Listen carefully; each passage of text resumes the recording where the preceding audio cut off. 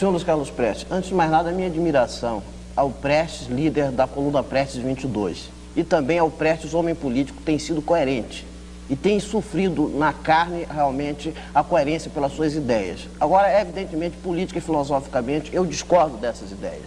Uma delas, em princípio, é quando o senhor apresenta Cuba como exemplo de um país socialista que realmente resolveu os problemas da humanidade. Eu sou cristão. Então, para nós cristãos, o homem não é apenas uma peça do sistema de produção. O homem é composto do corpo físico e do corpo espiritual. E realmente os regimes marxistas sequer resolveram os problemas econômicos fundamentais do homem e tampouco renegam e sempre renegaram os problemas espirituais. Nós acreditamos, por exemplo, no pluralismo partidário, na democracia burguesa com a liberdade de ir e vir. Nós não aceitamos absolutamente o Muro de Berlim, nós não aceitamos os gulags. Eu perguntaria ao senhor, o senhor acredita realmente que o comunismo hoje, ou o socialismo que é praticado hoje na União Soviética, nos países socialistas, é aquele socialismo, é aquele comunismo que o senhor idealizou, que o senhor imaginou? Eu lhe respondo da seguinte maneira, eu não idealizei nenhum socialismo. Marx, eu perguntava a Marx, o que vai ser o socialismo? Ele dizia, não sei, não posso dizer. O mal do intelectual brasileiro é esse, é que ele idealiza um socialismo tirado da cachola dele. E como esse socialismo não coincide com o socialismo real, ele então combate o socialismo real. O socialismo real surgiu de um país capitalista, né? E não se muda a sociedade da noite para o dia. A cabeça dos homens é a última coisa que muda. Na União Soviética mudou a estrutura social. Quanto à liberdade, a democracia soviética é muito mais forte, muito mais democrática do que de qualquer país capitalista. A eleição na União Soviética, me permita terminar, a eleição na União Soviética, dizem que não há eleição. O voto não é obrigatório, mas o povo vai votar. Por quê? Porque quem escolhe os candidatos não é essa camisa de força que são os partidos políticos. Quem é que escolhe candidatos e faz a lista de candidatos numa eleição democrática num país burguês?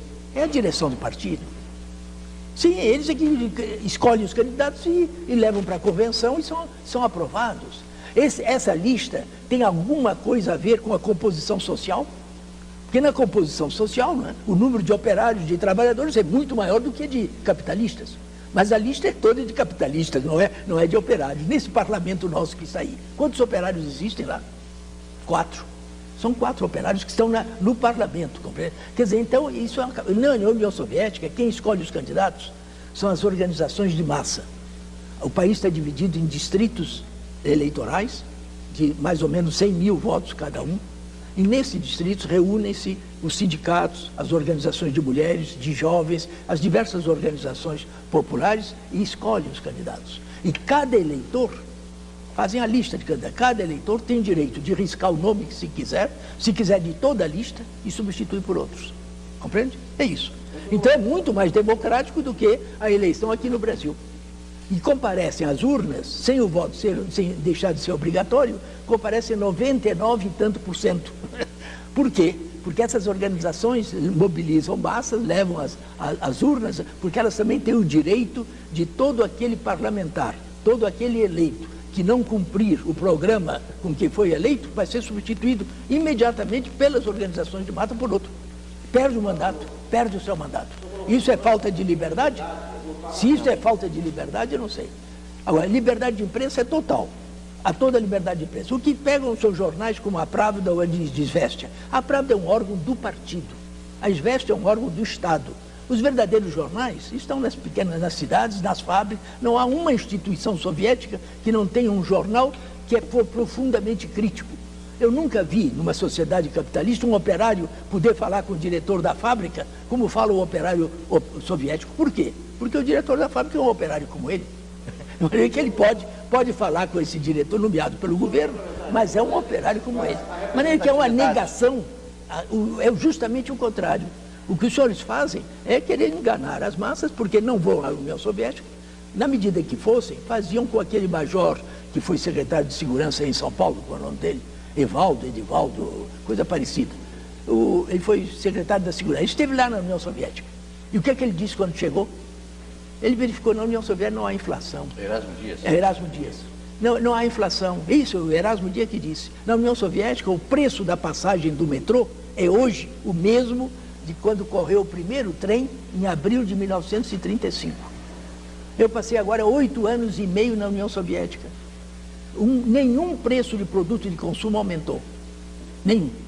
E agora, depois de 4 anos fora, eu voltei lá, é a mesma coisa. Até produtos importados. Banana, laranja, que a União Soviética não produz, importa, o preço está fixado pelo Estado. Atividade no parlamento, eu faria uma pergunta histórica e direta. No Comitê Central do Partido Comunista da União Soviética, na época de Lenin, quantos trabalhadores havia nesse Comitê Central? Na realidade, não havia uma maioria de representantes da pequena burguesia que normalmente, depois da tomada do poder, assumem uma posição vanguardista em nome do proletariado e, na realidade, ocupam todos os postos da nomenclatura. E esse fenômeno não continua ocorrendo hoje ainda? O que é o Comitê Central de um partido comunista? Senhor? O que é o Comitê Central de um partido comunista? Em princípio, a intelectualidade marxista, né? Muito operário que chegou realmente a conhecer bem o marxismo e que subiu para o Comitê Central. E havia também intelectuais, e eram intelectuais de grande valor, né? Dzerzhinsky, o que foi presidente da República. Não, tinha um grande número de operários também, no Comitê Central, mas que tinham se transformado em intelectuais operários, ou intelectuais de origem operária.